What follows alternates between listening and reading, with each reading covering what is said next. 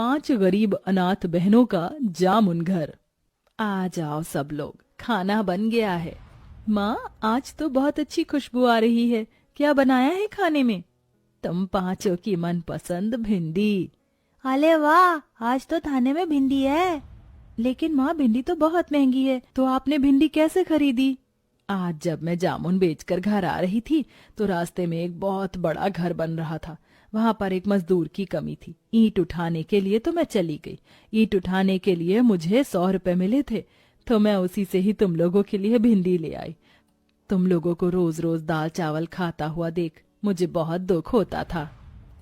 माँ, हम लोग दाल चावल खाकर भी खुश हैं। आपको हमारे खाने के लिए इतनी मेहनत करने की क्या जरूरत थी? जिस उम्र में आपको आराम करना चाहिए, उस उम्र में आप हम पांचों बहनों का पेट पालने के लिए कितनी मेहनत करती हैं। पगली, इसमें रोने वाली कौन सी बात है? मैं तुम लोगों के लिए मेहनत नहीं करूंगी तो और कौन करेगा? चलो अब जल्दी से खाना खा लो, वरना ठंडा हो जाएगा। करुणा अपनी पांचों बेटियों को खाना परोसती है और एक प्लेट में अलग से खाना लेकर अपने आंगन में लगे बड़े से जामुन के पेड़ के पास जाती है। मेरे प्यारे जामुन के पेड़, देख आज मैं तेरे लिए क्या लेकर आई हूँ। ये रोटी और भिंडी की सब्जी। देखते देखते तू कब इतना बड़ा हो गया, मुझे पता ही नहीं चला। तू भले ही एक मामूली जामुन का पेड़ है, लेकिन मेरे लिए मेरे परिवार के सदस्य जैसा है। करुणा खाने की थाली को उस जामुन के पेड़ के पास रखकर पेड़ पर प्यार से हाथ सहलाती है और अपने घर के अंदर चली जाती है। करुणा जिस दिन से उस घर में बहू बनकर आई थी, तब से ही करुणा ने इस जामुन के पेड़ को बड़े प्यार से सींचकर पानी देकर बड़ा किया था।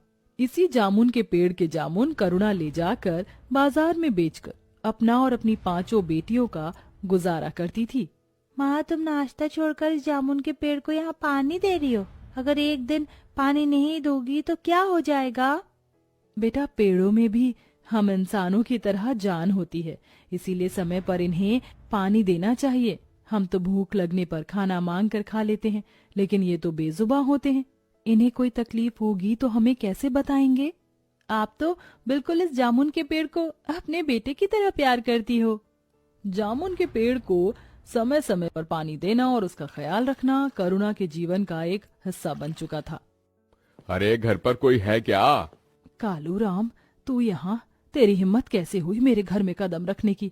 मैंने तुझे कहा था ना कि मेरे घर के आसपास ही भटकने की कोशिश मत करियो। पैर कबर में लटक रहा है, लेकिन जुबान तेरी कैंची की तरह। देख, अभी भी प्यार से समझा रहा हूँ, अपनी जमीन को मेरे नाम कर दे। बदले में मैं तुझे अच्छे खासे पैसे भी दे रहा हूँ। मुझे इस जमीन पर अपना दारू का अड्डा बनाना है। ये जमीन हमारे बाबा की मेहनत की कमाई की है। हम तुझे इसे लाख तो क्या, करोड़ रुपए की कीमत में भी नहीं बेचेंगे, समझा? चल जा यहाँ से। जैसी माँ वैसी उसकी बेटियां। अभी तो मैं जा रहा हूँ, लेकिन एक दिन इस जमीन पर तो मैं कब्जा करके ही रहूंगा। इतना कहकर कालूराम वहां से चला जाता है। कालूराम की नजर बहुत समय से करुणा की जमीन पर थी, लेकिन करुणा किसी भी हालत में जमीन को नहीं बेचना चाहती थी। ऐसे ही समय गुजरता रहता है और एक रात, हे भगवान, ये बिन मौसम बारिश कैसे हो रही है? अभी अभी तो पेड़ पर ताजे ताजे जामुन आए थे। अगर इसी तरह बारिश और हवाएं चलती रहीं तो सारे जामुन खराब हो जाएंगे। लेकिन माँ, अब हम लोग इसमें क्या कर सकते हैं? मैं ऐसा नहीं होने दूंगी। अगर जामुन खराब हो गए तो मैं तुम लोगों का पेट कैसे भरूंगी? करुणा अपने घर में रखे एक बड़े से तिरपाल को लेती है और बाहर बारिश में भीगती हुई जाकर अपने जामुन के पेड़ पर तिरपाल उड़ा देती है, जिससे जामुन बारिश और हवाओं से बच जाते हैं। लेकिन तभी मौसम ज्यादा खराब होने की वजह से बिजली सीधा करुणा के ऊपर जाकर गिरती है और फौरन ही करुणा की मौत हो जाती है। पांचों बेटियां ये मंजर अपनी आंखों से देखती हैं। अब पांचों बहनें अनाथ हो जाती हैं। अपनी माँ की मौत के सदमे से अभी तक वो उभरी भी नहीं थी कि तभी, चलो चलो, ये रोना धोना बंद करो और मकान खाली करो। ये मकान हमारा है तो हम क्यों खाली करें? चले जाओ यहाँ से, वरना हम तुम्हारी पुलिस कंप्लेन कर देंगे। एक नोटों की गड्डी पुलिस के मुंह पर फेंक कर मारी ना, तो वो खुद ही तुम लोगों को घर खाली करवाएंगे, समझे? कालूराम और उसके गुंडे पांचों बहनों को धक्का देकर घर से बाहर निकाल देते हैं और कालूराम उनके घर पर ताला लगाकर वहां से चला जाता है।